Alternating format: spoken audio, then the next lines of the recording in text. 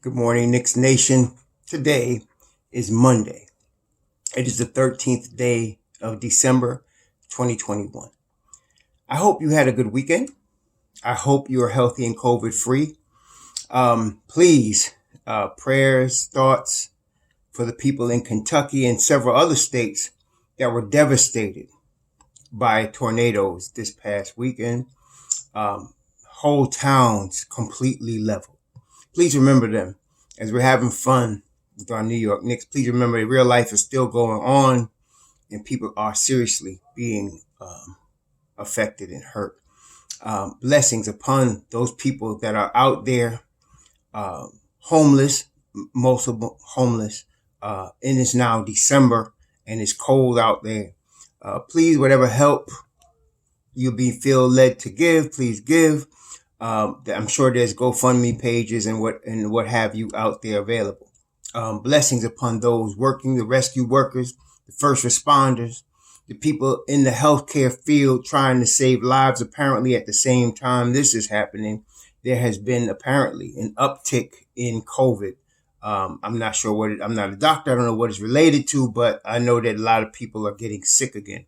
And so please be careful. Blessings upon the healthcare workers out here and y'all in Knicks Nation doing this work. Blessings upon you who are out here trying to save lives, doing the best that you can to comfort and help people in this situation. Blessings also upon those that pick up garbage to keep streets and sidewalks clean in a disease-filled environment, and those that make deliveries for our convenience when we can't go out.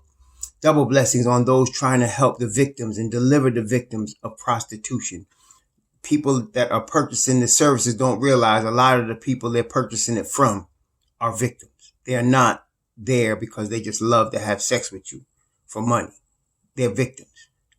Blessings upon those trying to help these victims.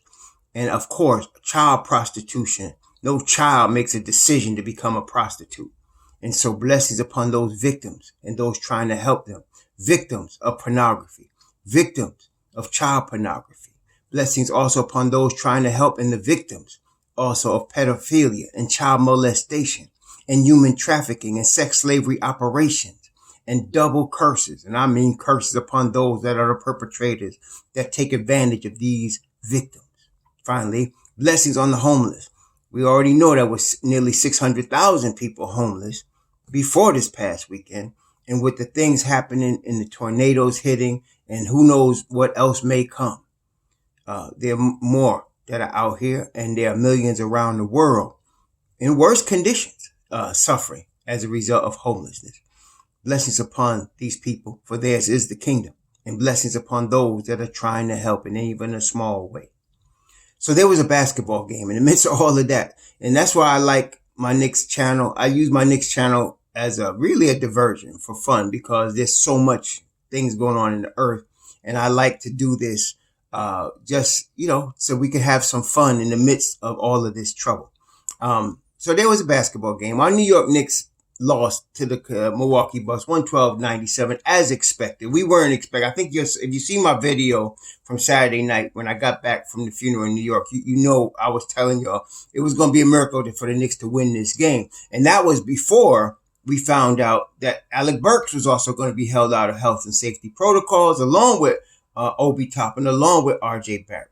Apparently, whoever was in a certain area of the media room in Toronto was exposed to the COVID. That apparently what happened. And so after the game against Toronto, apparently these players were in a certain media room, and that is how they got exposed, and that's how they're in the protocol. You might see more players, in the protocol. It's happened to every team. So it's not like it's just against the Knicks, but it's happened to every team. But I want to say this. I know some of y'all going to think I'm crazy because some of y'all tripping when I said RJ Barrett's the second coming of Jimmy Butler. He's going to be better than Jimmy Butler. And I'm still saying that.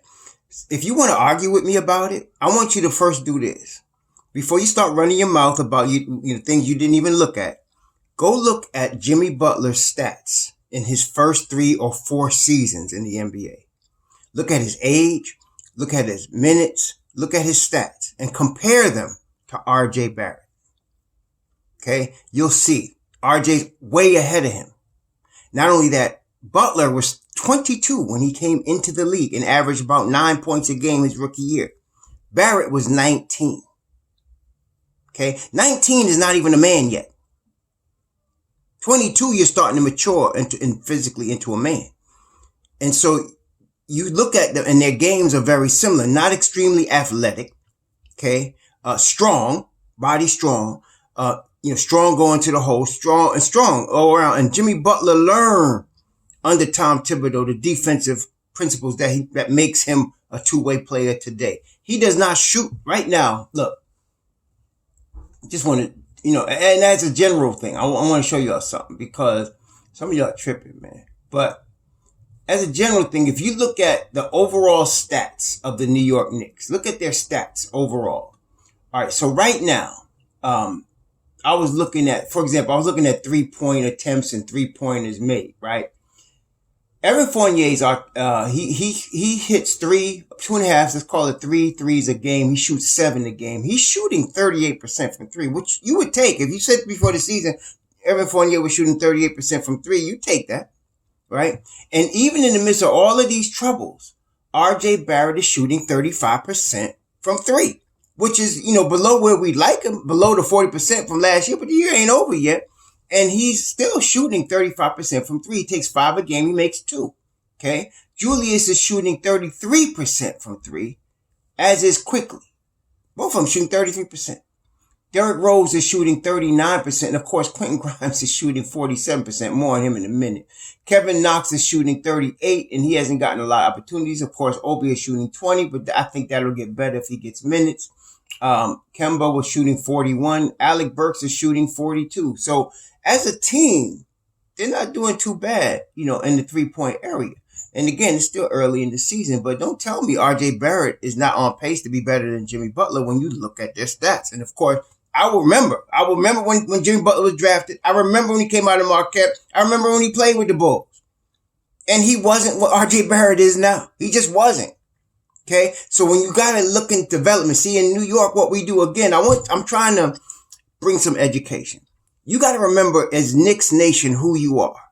You're a very powerful group and you micro-analyze the player. And it's not like you're in, Oklahoma City where the whole city might have 100,000 people, right? And so, but you're millions of people and you're micro-analyzing these players. You put a lot of pressure on them. Okay. And you overanalyze them. And sometimes that's why you start hating your own player. It's like a person, put it this way. I've been married 37 years. There was a time early in our marriage, I used to overanalyze my wife and overanalyze her faults, and she overanalyzed mine. And we were unhappy because we were looking at each other and looking at each other's faults so heavily. When now I look back and realize she's the best thing ever happened to me, and she feels the same way somehow. But it was because we stopped overanalyzing and not seeing the forest for the trees. And that's what y'all do with your own players. Everybody looks better to you from the other side of the room. Miles Turner looks way better than Mitchell Robinson, but he's not way better. He might be better, but he's not way better. And Mitchell Robinson's still younger than Miles Turner. He's still got years to develop. Okay. So, sometimes you got to back up a minute and be more objective about the situation. And then you'll be able to see what you have and what you don't have. The Knicks have a lot of young talent on our team. We have a coach that really believes in veterans. And this is the thing. I want to also say this about Tom Thibodeau. Again, he wasn't my first pick, but I still am very happy. He's always been one of my favorite coaches. I have certain favorites. I love Nate McMillan down there. I like Nate McMillan when he used to play with the Sonics. That's how old I am. And I liked him when he coached the Portland Trailblazers. They called them the Jailblazers back in the day. But he always, to me, was one of my favorite coaches. Tom Thibodeau is another guy, one of my favorite coaches. Know how to coach basketball the right way and play the right way. Had to teach guys play the right way. So, but every coach, no coach is perfect. Some of y'all expecting to be perfect as if you know better. Y'all very disrespectful. But no coach is perfect. None. And anybody they brought in here, you're going to have a whole crew of New York Knicks Nation that hates them, regardless of who it is. If they brought Greg Popovich in here, there'd be people hating on him. So it don't matter. But his Achilles heel is veterans. So It's up to the management. It's up to Leon and them to protect Tom from himself. What do I mean by that? Like when Tom came in, he wanted to trade R.J. Barrett for veterans. When he first came to New York. And Leon and them said, no, Tom, we're not going to do that. You're going to play R.J. Barrett. See, you got to help protect him from himself. So you don't give him a Kemba Walker and an Evan Fournier, and he's not going to play them. He's going to play them. They're veterans. Okay? And he's got to see that they don't fit, if they don't fit. And he's going to do his process to do that. And it's a long, painstaking process. So it took him 20 games or something like that to decide, oh, Kemba's not working. And that was a tough decision for him because he really respects veterans. Okay? That's how he is. Some of you say, well, he's not a development coach. No, not in the sense that he's not a development coach like he's going to play all rookies. He's not going to do that. You would never see Tom Thibodeau coaching an Oklahoma City team. No, not going to happen. Okay? He'd rather be coaching the old behind Lakers. That's what he would rather do.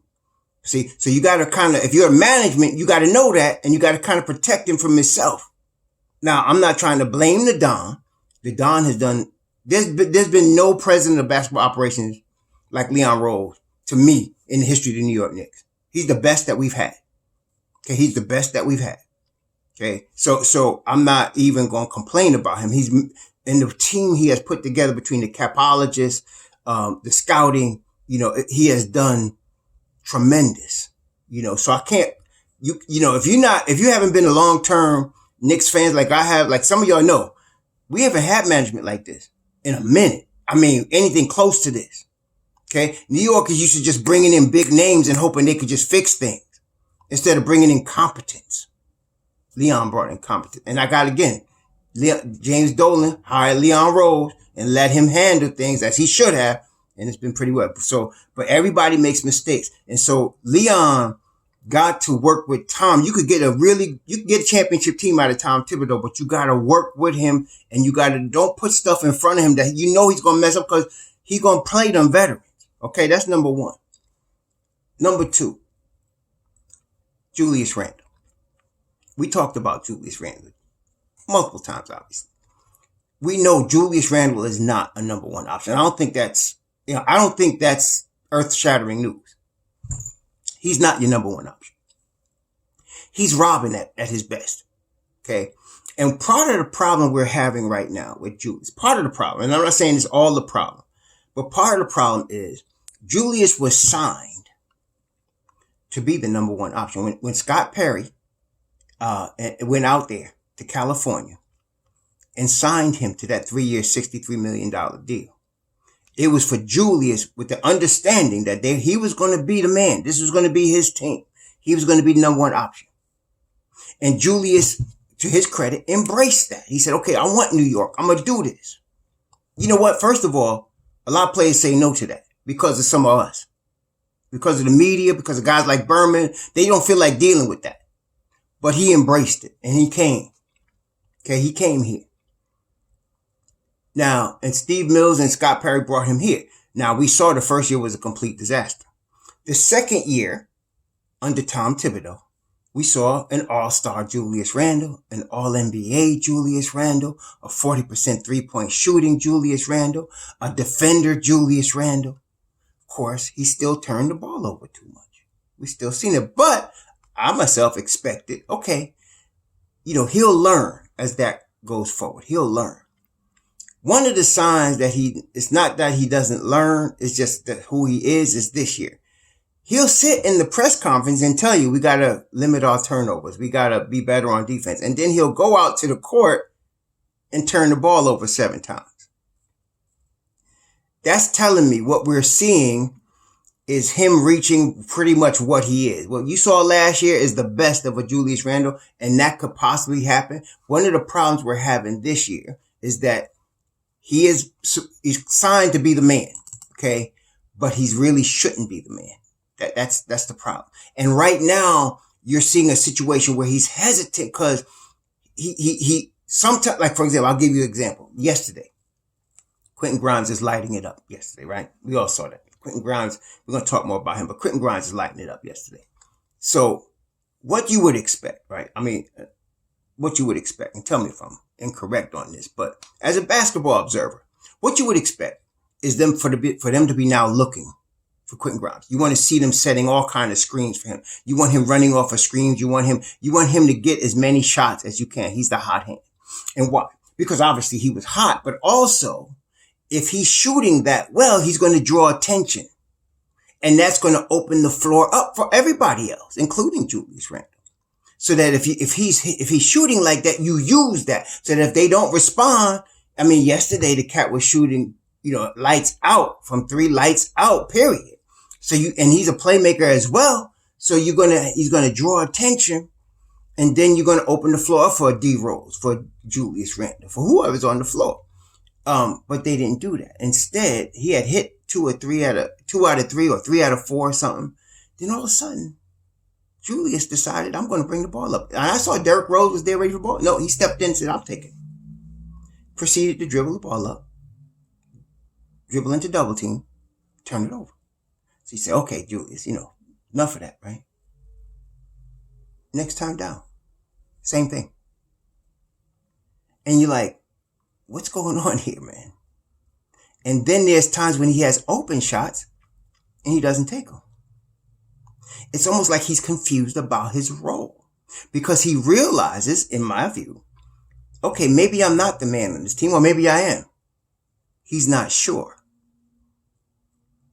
And that's confusion, and that hesitance messes his game up. Instead of just saying what Tom Thibodeau is preaching till he's blue in the face, let the game dictate what you do.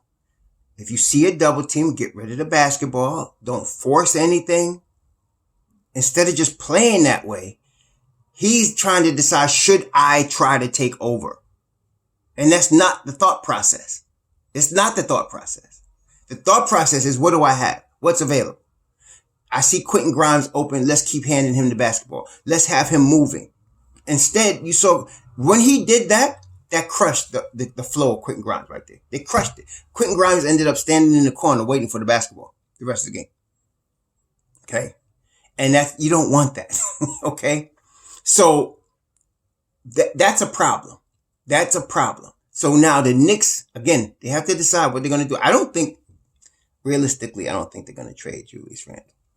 As much as all of us might think, some of us, now I can't speak for everybody. Some of y'all try to speak for everybody. I'm not speaking for the whole Knicks nation. We too big. But as much as some of us might think, that's a good move. Trade Julius now.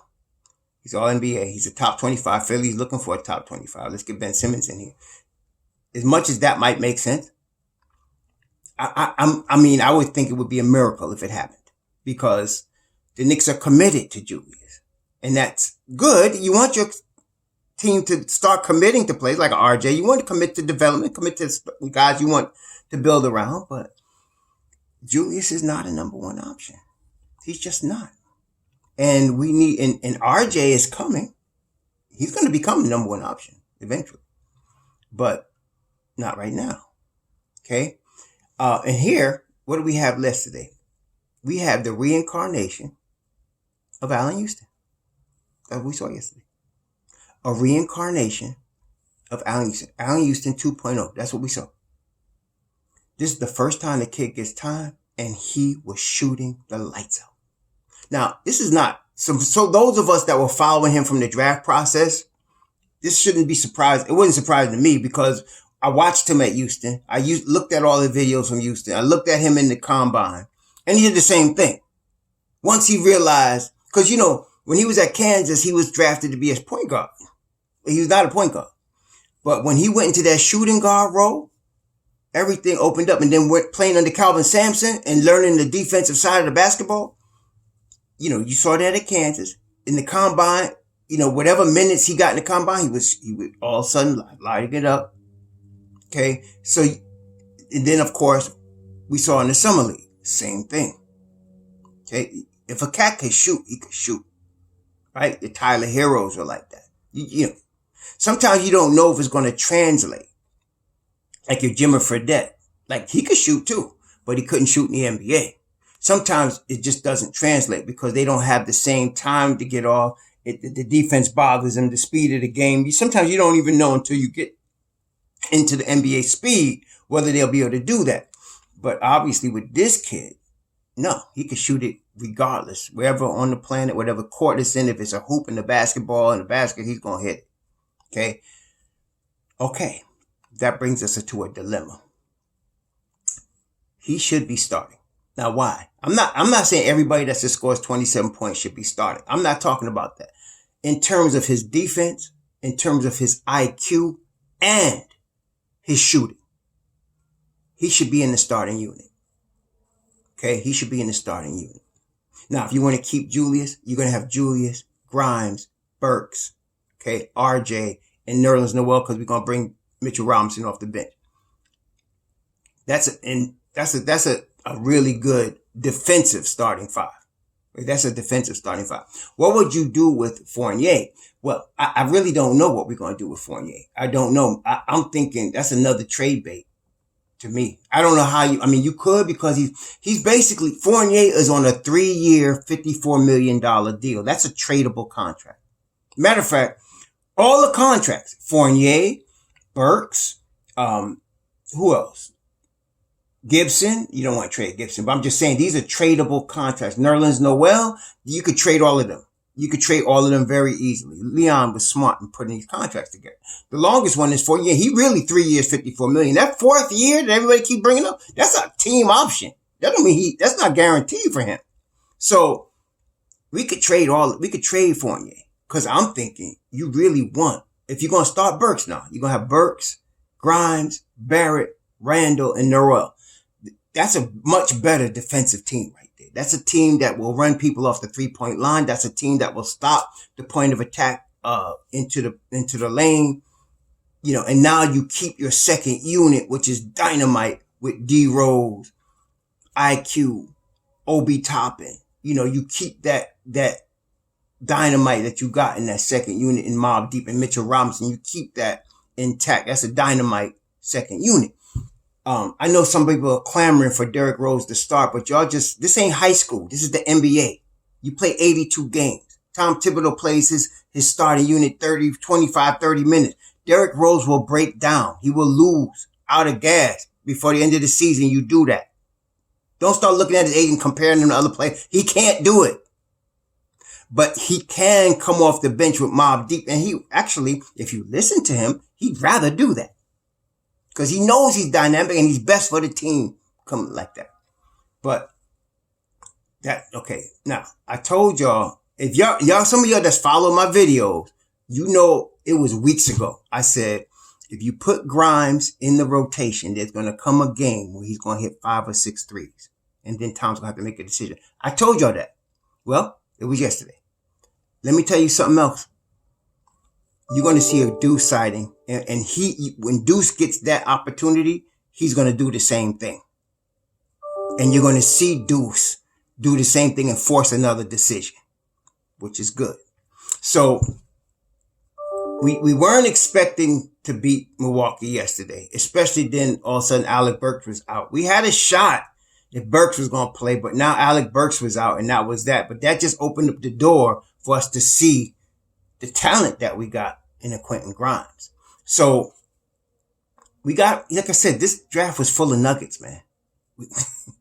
We got some really good players out of this draft. I think this is going to go down in NBA history as one of the best drafts, in history, because there was a lot of good players in this draft. So we got 4 good players out of this draft. And, so I'm very happy about the future for our Knicks.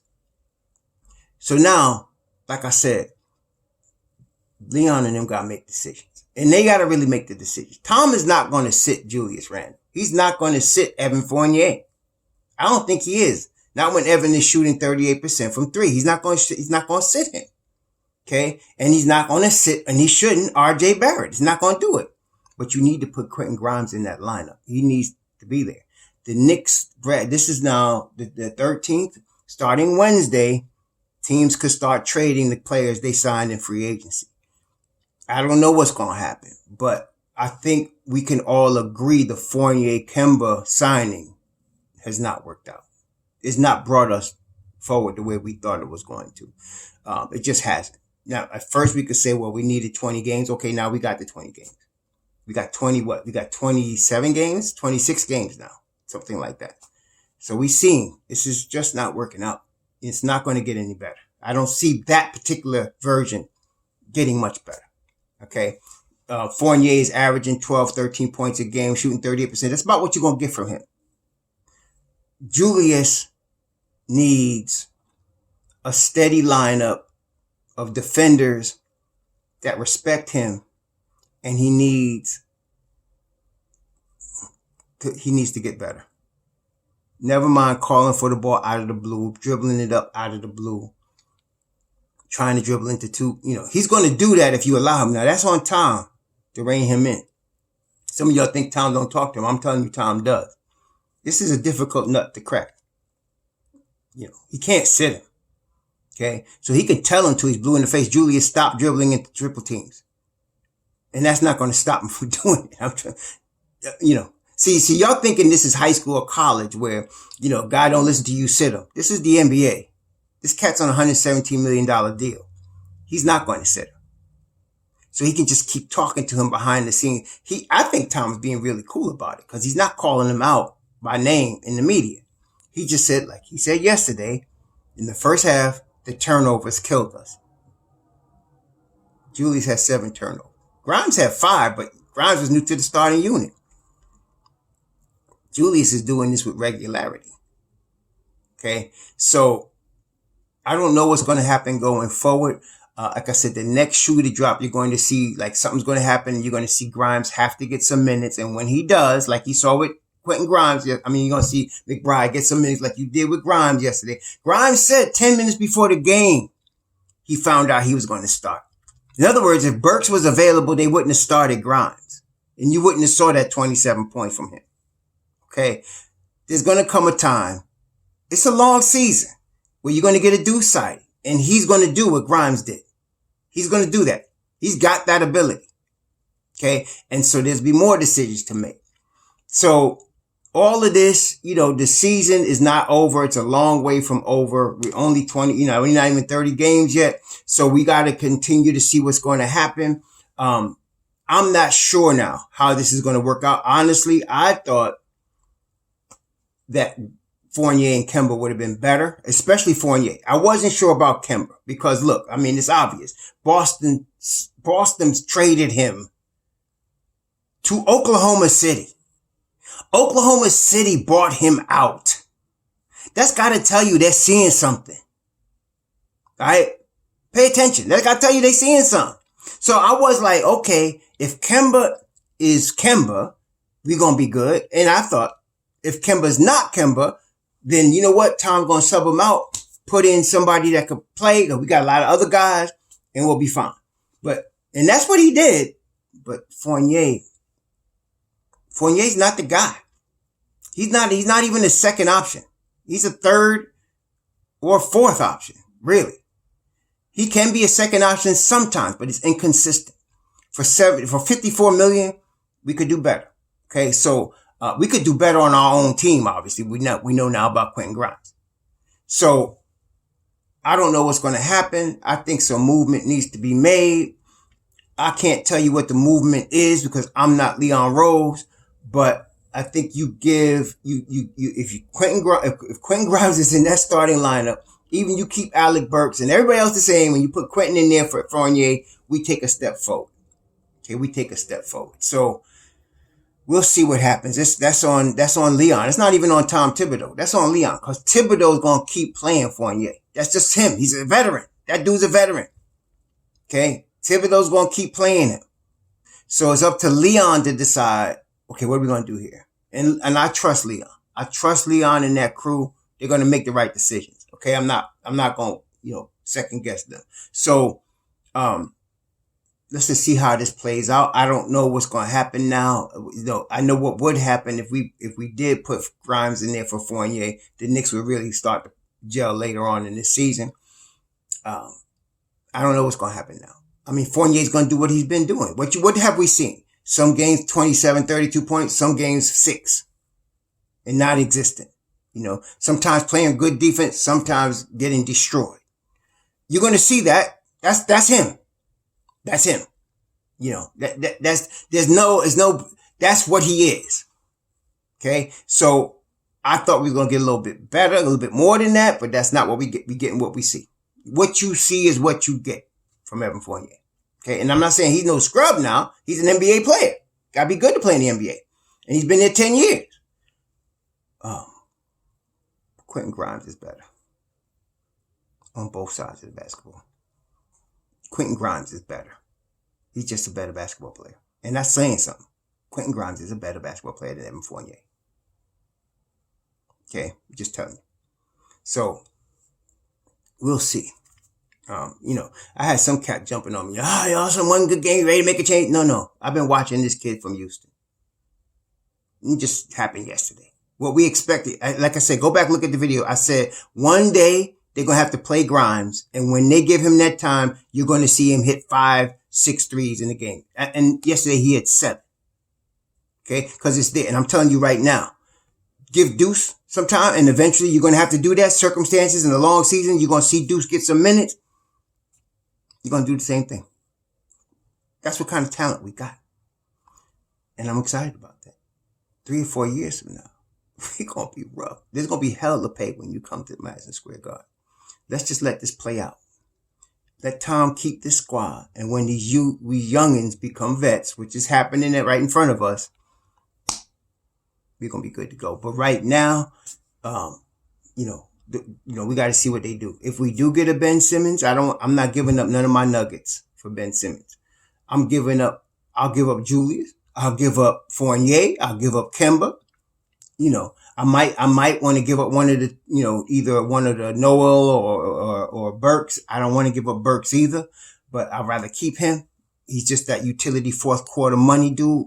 So I'm going to keep him, but I'm not giving up an RJ Barrett. I'm not giving up a Mitchell Robinson. I'm not giving up Grimes, McBride. I'm not giving none of them cats up. You can have some draft picks. I'll give them 2 number 1s. Julius Randle, throw in the Kemba. Y'all good. Y'all got a top 25 player. You got 2 number 1s. Let's go with that. But if we could get a Ben Simmons with the youth that we got right now,